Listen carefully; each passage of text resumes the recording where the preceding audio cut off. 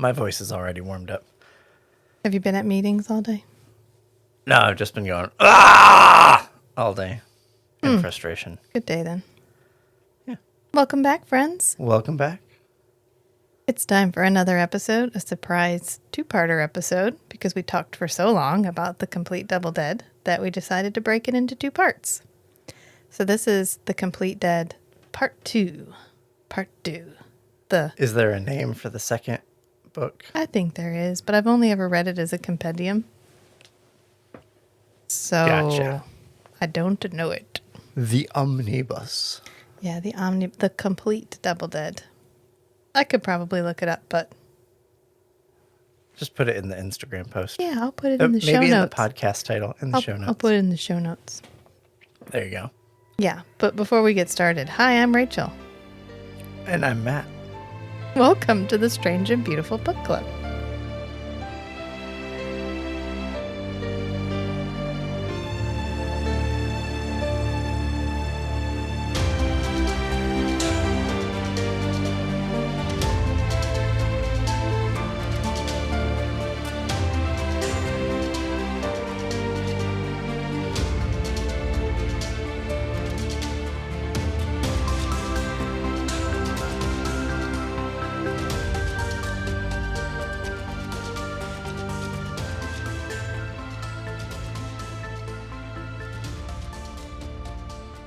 Is that wine or water? I know that look. It's wine. So we left off with Kayla just killed herself to give all of her blood to Coburn. Right after she shot him in the head. Right after she shot him in the head. And Which seems like a futile gesture. it brings him back. He gets better. It gets better. I think she's hoping that since it has apparent healing properties, maybe it can bring him back from the dead too. Unusual healing properties. Yeah, She's and special. it does. I think he refers to it like being pulled backwards through hell's asshole to come back to life. And he graphically describes the different parts of the digestive system all the way out to the throat and teeth. Yeah, of course he does. Why would we pull any punches now? And we kind of end with like sunrise over the city. They're getting ready to move on to the next part of the quest. And then when we pick back up, he has been disemboweled and he's wedging a door shut. And Coburn's like, okay, maybe I should go back a little. It's like, we really, the bridge lulled us into a false sense of security. So like they're crossing the bridge into San Francisco. Yep. And there were actually very few zombies. And they were like, well, great, this is going to be cake. And the ones they could see on the bridge weren't close. Right. So they weren't. They were like, on oh, alert. this is fine. We'll walk along the waterfront. We'll be to like a boat in no time at all. And we're going to go find this lab and it's going to be easy. Great. And then cut to them in a house and he's disemboweled. And we find out it's because they were walking along the waterfront and all of a sudden there were a lot of zombies. And They came from above. well, they were like trying to keep away from them, but he was only thinking in 2 dimensions. Right. He wasn't thinking about all the people on the rooftops. So it started raining zombies and he gets disemboweled by somebody's broken arm, like a splinter of arm bone. Yep. And then we find out that like he needs blood to fix it. And even though he's not as hungry as he used to be, doesn't mean that he doesn't need blood to heal, like to put his organs back where they need to be. And Gil's like, okay, fine. How about me? And he's like, sorry, nope. I've had too much Gil lately. Like you've been giving me too much. Plus we find out that Kayla can punish him when he has unkind thoughts. Because Kayla is now a voice in his head. That has full access to active thoughts and memories. Yeah. It's like a second self, basically. And I think at one point he's thinking about killing Gil. Like, it'll just make it easier if I just go ahead and get rid of Gil. And that she, like, plays a really loud sound in his head. Yeah, she screams in his head. Yeah. Yeah. And she's like, kill my dad, and you're going to have to deal with that for the rest of eternity. He's like, fucking fine. Jesus, I'm actually going to do it. I was just thinking about it. I'm always thinking about it. So he ends up leaving him in this apartment, leaving Gil there. He's like, look, I'm going to go hunt. You hang out here. I think they go up to the roof. Yeah, they're on the roof. I think I'm going to be able to go find somebody. And this is really interesting because I like how Kayla keeps giving him information that he is aware of, but he's not aware he's aware of. He's not actively considering it. Right. Yeah. Like he's trying to smell blood and he can't smell any blood. And she's like, well, what about that? He's like, what about what? She's like, what about the other smell? The sweat. Yeah, like sweat and other human smells. And he's like, oh shit, you're right. Yeah, humans stink. I just need to follow the human stank. And so he ends up following, like, what does he call him? Gandalf? No, what's the one? He has like nicknames for these weird people that he runs into. Because he runs into this cult. Another cult. Ratman. I think the first one's Ratman. And okay, yeah, Ratman is the first guy that he follows. Yeah, and he ends up biting him, but this guy is really, really high on ketamine. And so it knocks out. Yeah, he's Coburn. so high, it knocks Coburn out. And when Coburn wakes up, he's been nailed to a table. Like a bunch. Like a bunch. And Kayla's like, ouch. And he's like, yeah, no fucking kidding. I've been nailed to this table. And he's still disemboweled. So he's got a lot of shit going on. And this is when we meet, and I find this interesting, another vampire. The first other vampire he's ever met. He thought he was the only one. And she's like, why would you ever think that? This is one of the things that I don't always love. And it's okay in this. It's okay because it doesn't get overdone. But when it gets overdone, it's really obnoxious. And that's when we try to make a female character seem better than the main male character by making her constantly treat him like he's dumb. He doesn't have any reason to believe there's other vampires. He's never met another one. He's been around for like 50 years. If vampires existed, they'd be in New York, as far as Coburn is concerned. It was where all the best times were. So if he didn't meet any others, there must not be any others. It's literally the best place he's ever been. And he doesn't disregard the fact that he's never left the city. Yes. And he's never met the guy who made him. He doesn't have any real life practical experience that would lead him to believe that there are other vampires. So the fact that she's immediately like, you're such a fucking idiot, of course there's more vampires, is just like ooh, that way we know she's a powerful female character because she's treating him like an idiot. I just thought she was arrogant. I mean, that too. So where were we? Our son just pod bombed us. Came in and gave a sweet little recitation of his current Minecraft exploits. Maybe I'll put that up on Patreon. Minecraft with Amos. Mm-hmm. He was cute. Oh, yeah. We were talking about... Oh, yes. So Coburn got captured. Well, so I was about to go on a little bit of a dissertation about the way competent female characters are often portrayed by male writers. Yeah. Any writers, really. Sometimes female writers do the same thing. It's where a competent female character is either overly arrogant or overly stubborn. So you're either arrogant to the point of cruelty or you're stubborn to the point of stupidity. These apparently are what make a strong female character. I don't know if you're aware of that, but this is usually what we get. So other than this character, Chuck Wendig does a very good job of having a wide range of female characters. I just wanted to point out that if there's no pattern of him doing this... That's what I was about to get to. It may just be that this character is... She's unlikable. An asshole. Yeah, that's what I was getting at. Okay. In any other circumstance, I would easily couch this in this male character just thought they were writing a strong female character by making her arrogant to the point of cruelty or stubborn to the point of stupidity. But Chuck, my friend Chuck, has otherwise done a fairly good job of having a range. And he has a good range in his other series, too. So I'm going to give him a pass and say this is just a really obnoxious character. And Coburn doesn't do a whole lot to inspire other characters to respect him. He doesn't give a shit if other characters respect him. But he also does nothing one way or the other. He just does what he wants. Other people's opinion of him is really the last consideration. Completely the last consideration. And he ends up nailed to this table. And then we get this kind of dicey, is he going to get out? Is he not going to get out? And we also get a little tidbit of information, which is somehow this other character, this vampire character, knows he has Kayla in his head. Yes. And she wants to drain his blood and thereby take Kayla. And meanwhile, Gil gets in an apartment and he's like, well, this isn't a terrible apartment. I think I'm going to stick around here.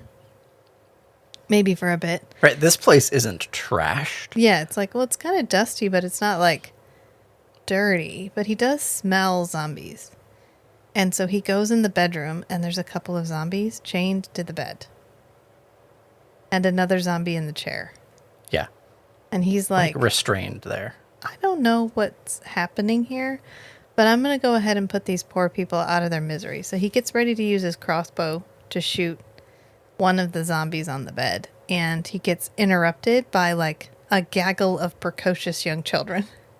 Who are like, what's up, fucker? Like, they're like the most foul-mouthed children.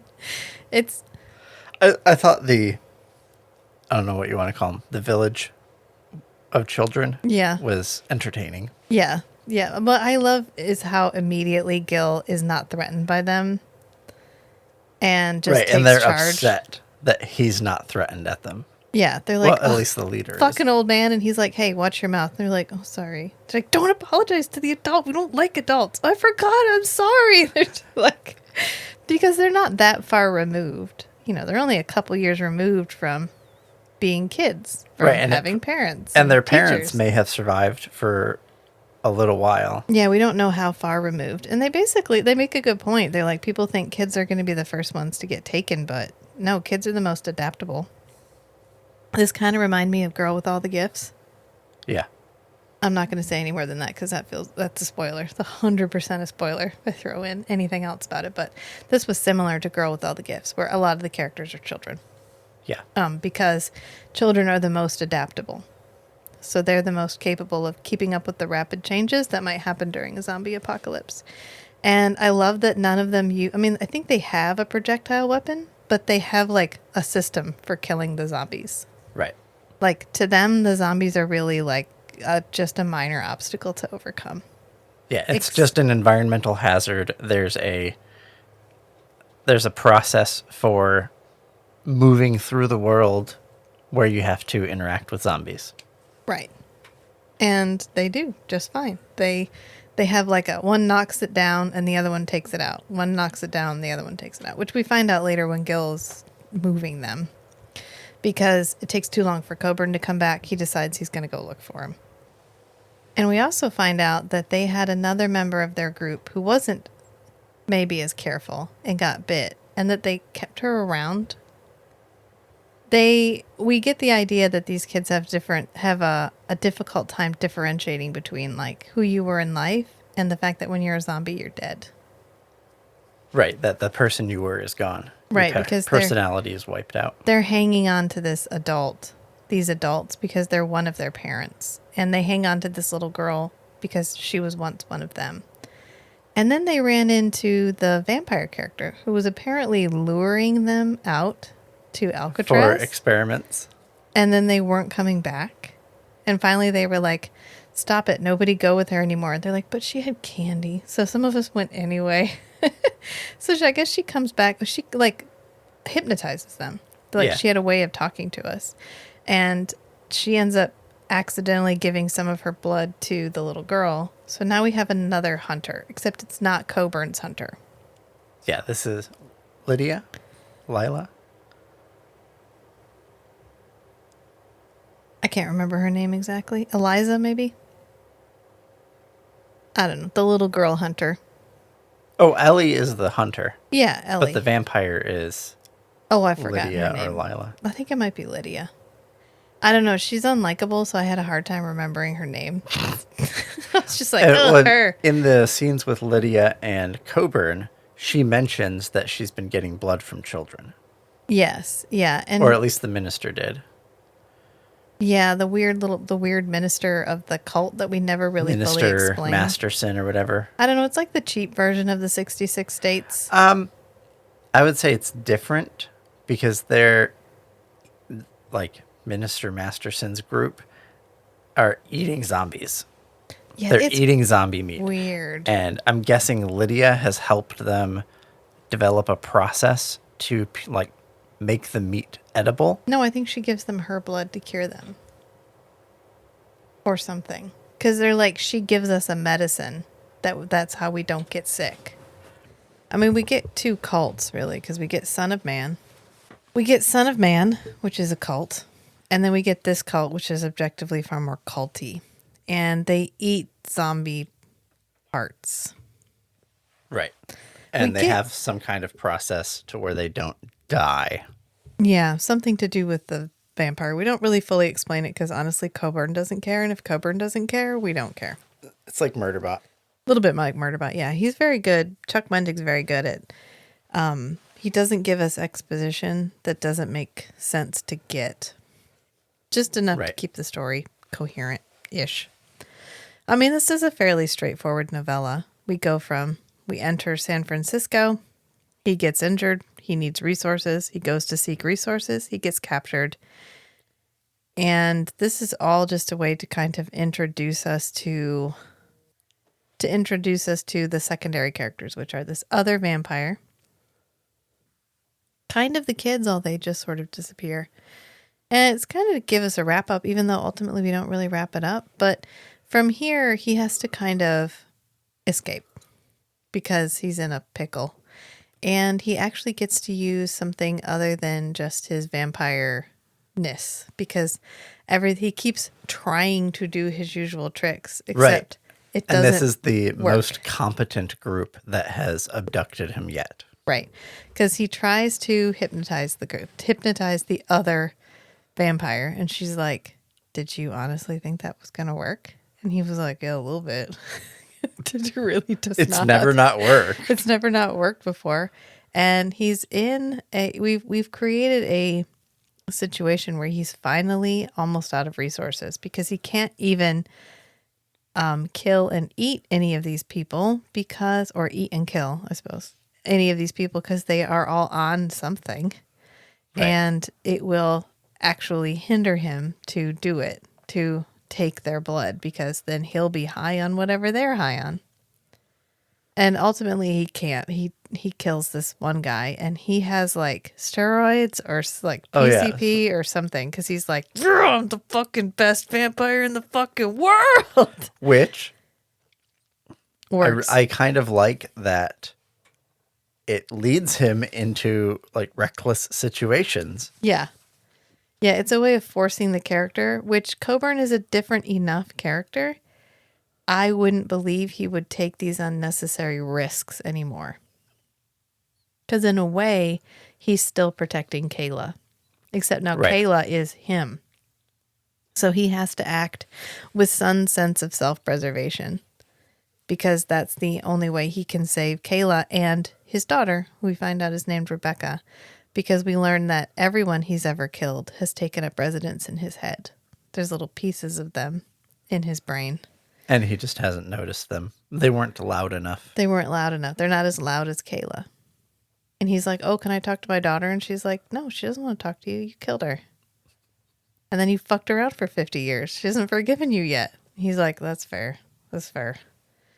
But he ends up getting super high on whatever. And he feels like he's super vamp. And he chases after the other vampire because she's running away from her hunter, the hunter that she created, which he drives up the fear of it. He's like, oh, you made one too? Let me fucking tell you, they can make others. She probably hasn't figured it out yet, but she's gonna. And then you're gonna have a lot of shit to deal with. And he's trying to chase this woman and he gets blown up by a grenade again. Again. Like for the second time, at least the second time. And he has to like suck up the blood off the floor. Yeah. Yeah. To get enough to like put himself back together. This is when it gets a little bit a lot of a bit like Cassidy from Preacher, where blood is the essential resource for healing, so you'll get it any way you can, whether that's licking it up off the floor. However, it's fine. It's got enough life left in it. He can put himself back together, and he ends up chasing her down like a sewer. So, just so much happens. Yeah. Like after he, even in the building with the cult, Yeah. he has multiple escape attempts, but they keep thwarting him. Yeah. And then we get to the sewer, and then the hunter shows up. Yeah. And he gets chased. And meanwhile, Gil and the kids are making their way through the street to go to find him. And Cream Puff finds him. And he gets out of the sewer. Well, in the sewer, he's like, ugh, I'm sick of this. Just let him fucking kill me. Yeah. And then Kayla's like, hello, I'm still here. We're all and he's still like, here. Shit. God damn it. Now I gotta save myself, too. Jeez. Yeah. She's like, Are you okay, JW? And he's like, I don't think I am. I think I might be a little bit suicidal, because he's come to a couple of situations now where he's like, oh, good. Finally, it will all be over. And she's like, I heard that. And he's like, what? Heard what? She's like, I heard that. I heard that you want it to all be over. And he's like, yeah, I kind of do. So we get like, now that he's finally come fully into himself, now that he's no longer has the monster voice to drown things out, he doesn't want to be here anymore. This isn't a life that he would choose. And so he now has another choice, just like he made a choice in the first book where he first chose to signal them instead of saving himself. And then he chooses to save them from the farmhouse instead of running away. And then he chooses to kill himself to defeat the hunters in order to save everybody. He has to make another choice, and he has to choose to live knowing what living means. Right, which is a nice twist. He has to choose to stay alive. Yeah. He has to want it. He has to want to keep living. He has to want to try to fight this. He has to want to be better. And he kind of does. He gets out of the sewer. He swims and brushes past some zombies. Yeah, he lays low for a while because the hunter is like, she can swim like was he call her like an evil dolphin or something? But she can't like detect. Can't smell him. Yeah, she can't smell him underwater. And there's zombies in the water, but they're useless. They're just flapping around. So he gets out, and then Cream Puff finds him. And Gil is smart enough to know that Cream Puff is going after JW. Right. He's like, oh, the only thing Cream Puff has ever run towards is Coburn. So everybody follow that dog. Yeah, follow the fucking dog. So they chase after, and everything kind of comes together at once. The hunter attacks Coburn. Cream Puff attacks the hunter to try to save Coburn. Gil gets bit by a zombie. Yeah, and then poor Cream Puff almost dies trying to save Coburn, and Coburn picks its body up, picks up Cream Puff,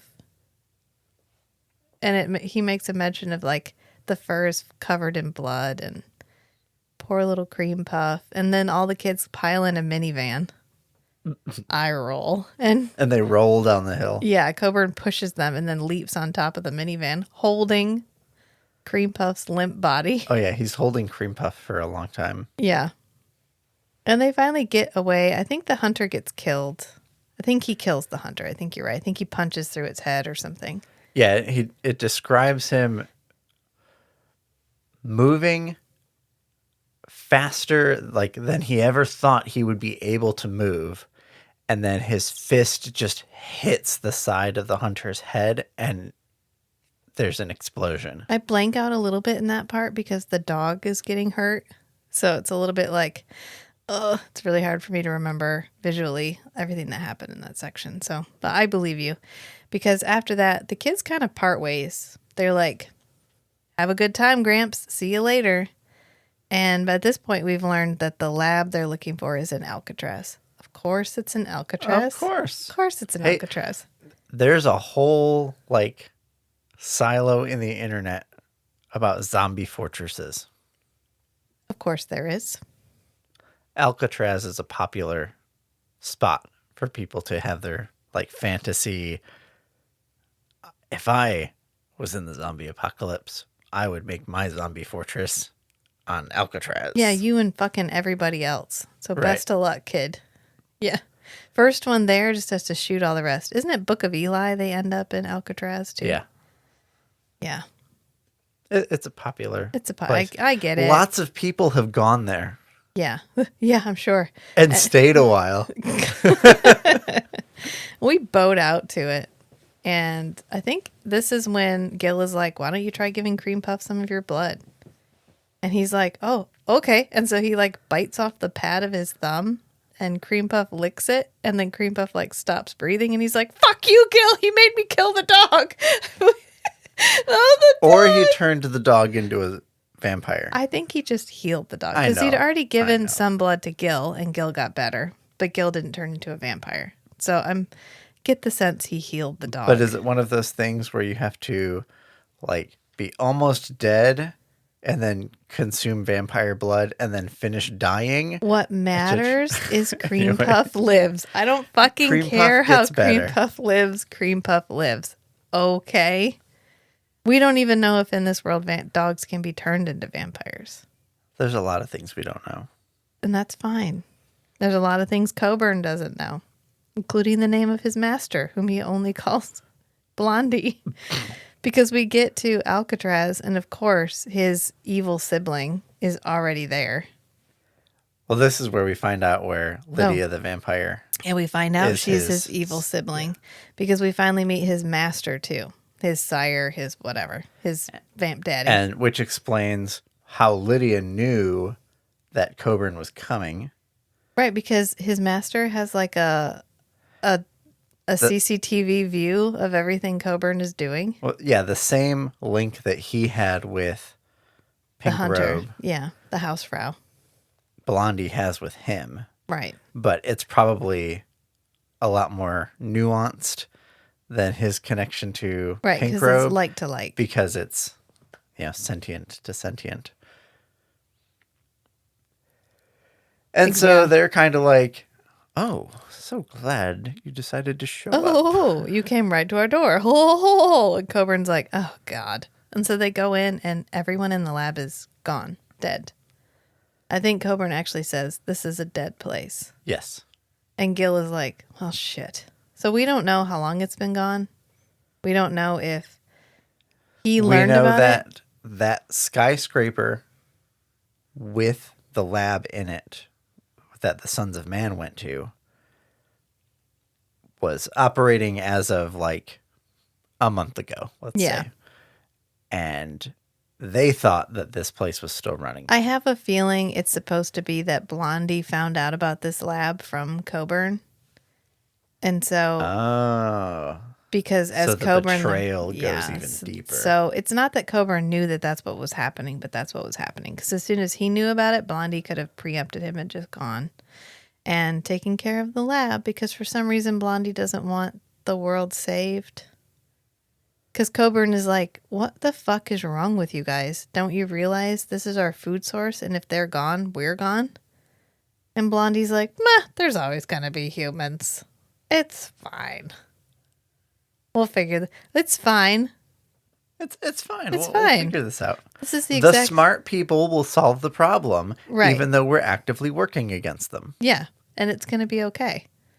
Yeah, I don't- what why is are your you problem? worried? Yeah. Yes, I can What, continue like it's to hard? Yes, I can continue to commute daily in my private jet. This is not a problem. Other people will use paper straws and they'll save the world. I don't need to.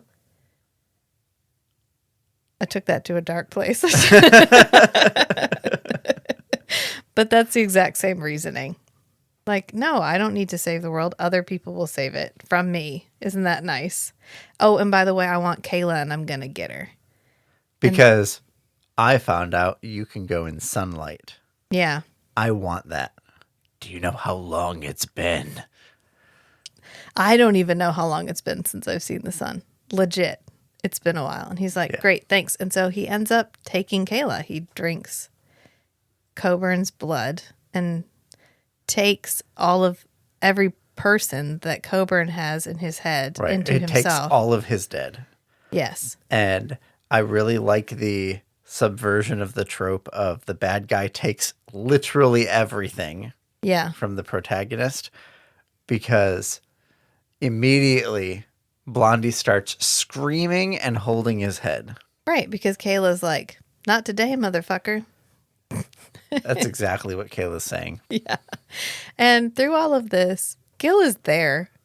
A poor Gil. Poor Gil has no idea what's going Gil's on. just like, I don't know what's happening.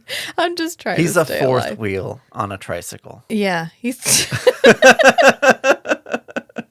Yes, it's very Unless accurate. Kayla is a fourth person in this No, vampire. no, just leave it. That was triangle. perfect. Don't wheel it back. Just let it lie there. It's perfectly fine. He did give us a little bit of he was like, Coburn, there's something that I should tell you about Kayla. There's a thing I need to tell you about Kayla. I know we have 5 minutes, but let me give you 4 minutes of prologue before I get into what I'm actually going to tell you about. All right, and here it is. Yeah. Oops. Then they Sorry. get interrupted. Yeah. And Kayla's like, What? What was he going to say? What was he going to say? Because he's like, when she was born, oh, did you see that over there? What's that over there? Is that is that your evil sister? And Kayla's like, no, bring it back. What was he going to say? I mean, we find out at the very end. And I guess it's, it's interesting when you're like, oh, okay. But by that point, I don't know, because we just have Blondie. He's screaming. And Coburn is like, that's what you get. They didn't want to be in your head. They like it in mine. And so he's just crawling back. He's like, I am getting all of my dead back. Yeah, those are mine. You can't have them. You don't get to carry that for me. And so he bites Blondie and takes his girls back. He's like, oh, my girls, because it's Rebecca and Kayla. And he gets them. Now, does he get all of Blondie's dead? Yeah, that's the question you were asking me earlier. Which would be orders of magnitude more. Chuck, when you write the third one, can you clear that up? You're going to write a third one, right? Because he goes, Triple dead? This is triple dead. This is when Gil he stakes Blondie. And Coburn's like, no, you got to destroy the head. Destroy the brain! Destroy the brain. And so he does. No, he doesn't, because he's going to. Oh, right. And then Kayla's like, hold up, JW. Remember what happens if you destroy the master? Everything he's created gets destroyed too. And Coburn's like, oh, shit. Am I mad about that or am I cool with that? She's like, I go when you go. And he's like, God damn it. Once again, I'm thwarted from the desire to just stop being. Although, I'm wondering if the dying, the way that he died, which severed his connection Oh, you to wonder if that Pink would. Robe. I think it's like, it's not worth the risk. Right. Yeah. Right. But I'm going through this scene, I was speculating, probably, Blondie's going to die. And the him dying in such a way that severed his connection to Pink Robe would also have severed his connection to Blondie. Yeah. And removed the need for Blondie to stay alive for him to stay alive. Yeah. But we don't get that far. We don't get to find out. We just break him a lot and then we throw him in the water. He's like, there you He's go. like, no, not in the water. He's like, see you never. And he just hope you don't, hopefully you don't pull a Lestat and eat sea creatures until you get better and then come back and haunt me. Hopefully you don't do that. And he just kicks him off into the water and he's like, okay. And then dawn is coming up and Gil's like, oh yeah, Kayla was dead when she was born. She was stillborn. And she was dead for 47 minutes. And then they brought her back. And then she started breathing. Just thought you might want to know that. Pretty cool. Cool. And Kayla's like, oh, is that not normal? What, like it's hard? Like it's hard. Everybody does that. And that's kind of the end. The sun comes up. He's like, well, this isn't maybe the only lab. Yeah, there's some speculation. Well, yeah. Maybe we can figure this out. I can't die. Well, I'm choosing to not die because my continued existence is the only way for Kayla to continue existing. And maybe I can save the world. And maybe me and Kayla can save the world. There's probably other labs. Yeah. He can just walk along the bottom of the ocean to China. Technically, I guess he could, as long as he doesn't run into his master along the way. I like a boat. He could just rowboat if he took enough resources. I guess he doesn't need to stay out of the sun. So No, he can just rowboat. it's all fine. good. Yeah. I don't know. I think the throwing a vampire in the water trope is an oddly specific but frequently used trope. Well, it's a way to keep them out of the sunlight. Yeah, and to like incapacitate them. There's a really good series. I hope someday the guy actually continues it, but it's called The President's Vampire. Do you remember that one? It's like this guy gets turned into a vampire and he ends up getting bound into the service of the President of the United States. It's better than it sounds when you explain it like that. But he gets turned into a vampire because he's crossing the ocean on like a wooden ship. Mm-hmm. And a vampire clings to the bottom of the ship and climbs up into the cargo bay and turns him into a vampire. On purpose or on accident? I think on accident. And then there's another one where I think it's a movie. It's a movie called Vampire the Vampire. It's one of those ones that has a tragically generic title. And so you can't like, it's like The Tale of the Vampire or something really generic. But it has the late Julian Sands in it as a vampire. And his master or his like sire is bound in an iron coffin sunk at the bottom of the ocean. That's why I said it's a very specific but very frequently used trope. Like, I'll put you at the bottom of the ocean. Like the if I had a nickel for every time this happened, I'd have 3 nickels, which isn't a lot, but it's weird that it's happened 3 times. It's far too many nickels for the number of nickels I should have for this. Yeah. It's like at some point somebody realized the bottom of the ocean is scary and dark. Hey. This has potential. I don't know. I thought these books were really good. I like Chuck Wendig's writing. I think he has a very punchy, interesting voice. Graphic and elevated strangely in a weird way. It's like he has a thesaurus right next to him every single time. And he's like, I think I just need a flowery word here. Mm-hmm. And so it'll be... But he's going to use it in like a gory way. Right. In a way that you're like, ooh, it almost drives home the point. Just, it keeps you on your like back feet a little, on your heels a little bit. Yeah. It keeps you from fully settling into the prose. Right. You don't just make it automatic and start trying to predict what's happening next. Yeah. Because you need to pay attention to the words. Right. And I think it's good. I enjoy the premise. It's a unique premise. I haven't seen this done before or since. The idea of mixing, really, we don't get a whole lot of mixing zombies and vampires in right. Generally, they're exclusive. Yeah. Unless it's like a Disney movie where they're all trying to attend high school together or some shit. Oh, that one. Oh. I really wish that was a joke, but it's not. And there's like the zombie series. I've been trying to get the kids to watch the zombie series because it's punchy and there's music and shit. And wait, do they have vampires in that world? Eventually. I'm pretty sure they do. Is it after the aliens? Maybe. Again, I wish that was a joke, but it's so not. After the aliens and after the werewolves. Yes. Yeah. First we have zombies and we all discriminate against the zombies and then we learn how to live together. And then we get the werewolves and the zombies and the humans both don't like the werewolves. Then we learn how to get along together. And then the zombies and the werewolves and the humans are all getting along. So then we have to learn how to accept the aliens. I think it's metaphorical for something. I haven't figured it out. I don't really know. It's cute. The first episode, I'm not going to talk about music zombies, and dancing, the musical Disney high school drama right now. Yeah, The usually they're vampires and exclusive. zombies are Yes, exclusive. usually they are mutually exclusive. Never the twain shall meet. And so except in Chuck Wendig's mind. right, so to overlap these two Kudos, Chuck. is stunning. Because one of my favorite things to talk about when we talk about vampires is the thing that they need most, which is blood. And I hate it when we solve the problem. Mostly hate it.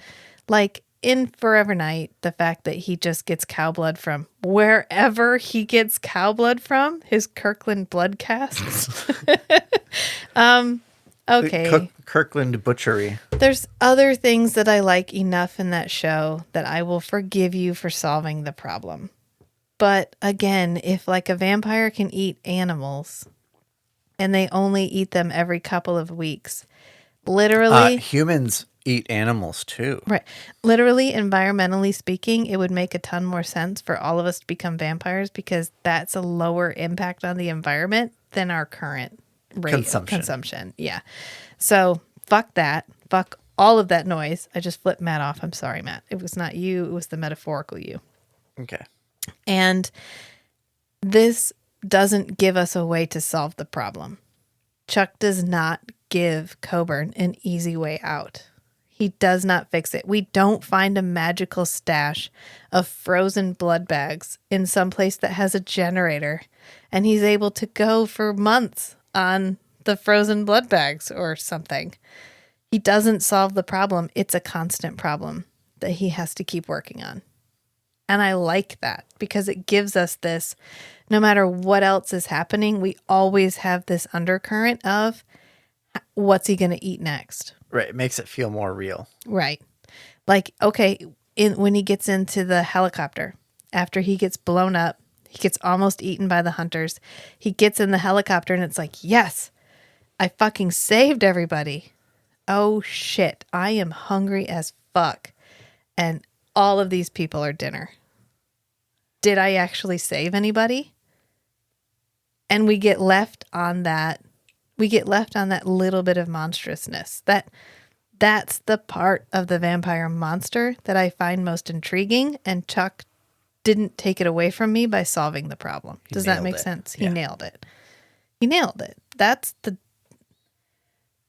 being someone who has to eat people, who then also has to live every single day with people. That's the conversation I want to have. So you like them? Yeah. I liked the books. I thought they were really good. Once I started reading it, I plowed right through it. Yeah, you did. They're a quick read. I've never seen you read anything like pure horror like this. Yeah, this is probably the goriest. You're like, have you ever read a vampire novel? I read The Passage. Okay. The trilogy. I mean, that gets pretty gory. Not The Passage. I mean, I guess it's vampires, but it wasn't even vampire enough to keep me in it, so. It takes a while to get up to speed. When you get to the second book, there's more vampire-y stuff. I just remember they were all monsters. Once they get to a certain point, and then they become monsters, and then the main character, the girl, is special because she can turn back when she wants. That's the special thing. Yeah, that's another one I don't like. They have to look like people because that has to be part of it. Yeah. I don't know. I feel like every vampire person has their here's the set of specific things that I want you to talk about and work on. Here's the pluses and minuses I'm willing to deal with, and here's the ones that are fucking deal breakers.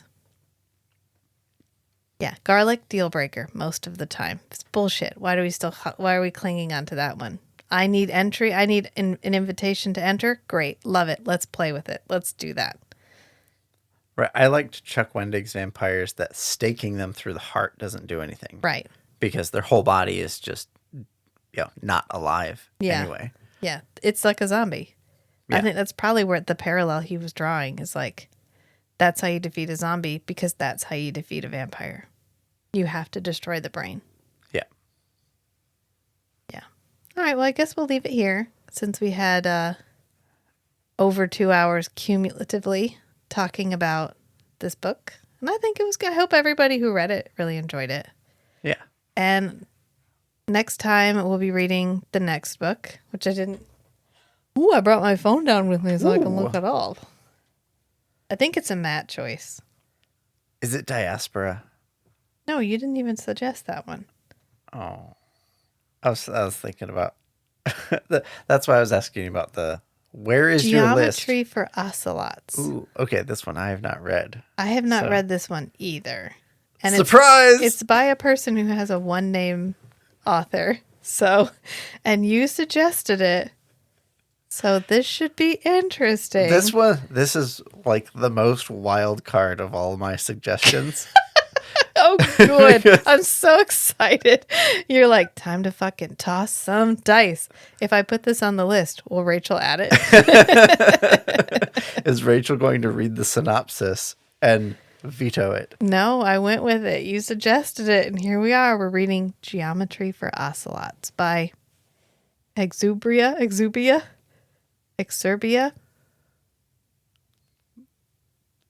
We'll let you know how it is. Yeah, and after that we're going to pivot. October is another vampire novel. For Halloween. Certain Dark Things. Yeah, we had to do a vampire novel. Plus it was Plus it's your choice. It's my choice, so it's going to be a vampire novel. And we always know what you choose. But it's good. Certain Dark Things is written by I believe she's a Latin author. We don't say Latina anymore. We say Latinx, but I get it. There's debate. It's a flux word. So I don't know what we're currently on, but whatever the most politically correct, appropriate term, least offensive term for someone who is from Central a Spanish-speaking area of South America is. That's what she is. And she writes, it's set in Mexico City. Okay. And it includes a whole bunch of different vampire groups. Nice. Hopefully we get the hopping ones from Asia. I don't know. We'll find out. We'll find out. The Korean hopping vampires that have to count rice. Yeah, that one. All right. Well, I guess we'll just leave it here. Yeah. So remember, sometimes the strangest things are the most beautiful too. So be who you are and love what you love. Until next time, friends. Bye. Bye.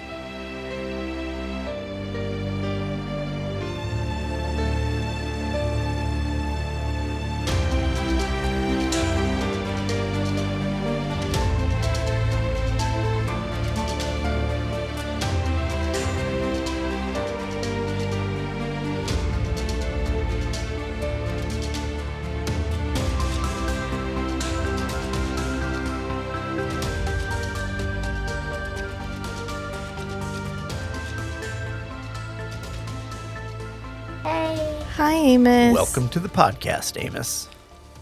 Yay! What do you want to talk about? Minecraft. I was just playing it a couple minutes ago.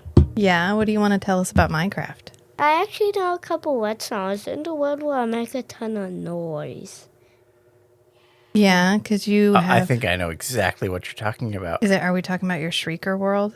Yeah, I love that update that I built a whole world. What's the update? The Ancient City update? Yeah, 1.19. That built a world. That was my inspiring. And I even built a house. When that update, I actually think I had that world before the update. I just decided, when the update came out, I just decided to do that. Yeah, I love it. So there were no ancient cities before 1.19? Yeah. Those are brand new? No, they were at 1.19. Oh, okay. At the next update, the next to last update. Okay, the one previous. So, Yeah. okay. So they've been around for a while, but they only started About at a year. 1.19. Oh, okay. Yeah, 1.19. Do we think they're going to do more with ancient cities as time goes on? I think so. Yeah, because there's those big things in the middle that look like they should be portals. Yeah, maybe But they're not in the portals. next update they'll make a portal. Where do you think the portals would go? I don't know. Oh, at the middle. Yeah, but where would they take you? The Skulk Dimension. I don't know. Oh, The developers had to decide. yeah. Do you like the warden? Actually recording? Yeah. Is the warden your best friend? No, Do you go summon him on purpose no, so you can play with him? no. He just wants a hug. No, You don't think he wants a hug? no. By the way, the wood is made out of souls. Whoa. He's made out of souls? Yeah, the inside is the same particles. If you turn this into soul sand blue, that will match the sand in the warden's heart. So we think he's made out of souls. And that's why he glows the same color as a soul lantern? Yeah. When you walk on it with the speed in, it will actually have the particles rise up. They start brown, then turn blue and have a face. They Yeah. look exactly the same as the Wharton's in. Whoa. Yep.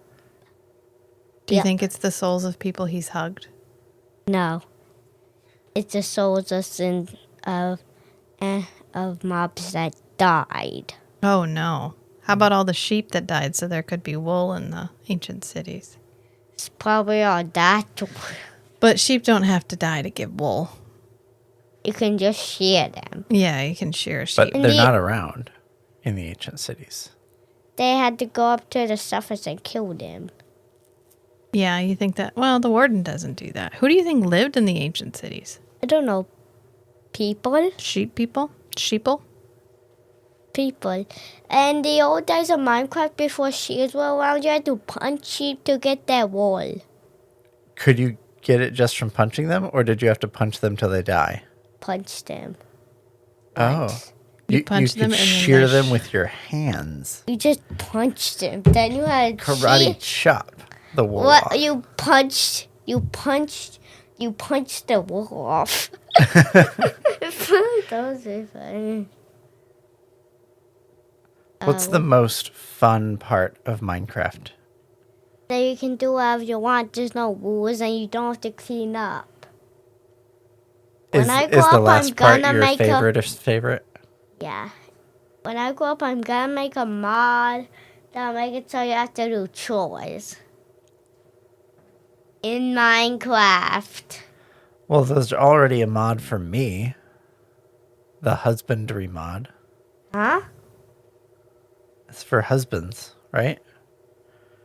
No. But there was a mod No. where you can act. There was a mod where where two players using an object, they can craft a baby using DNA.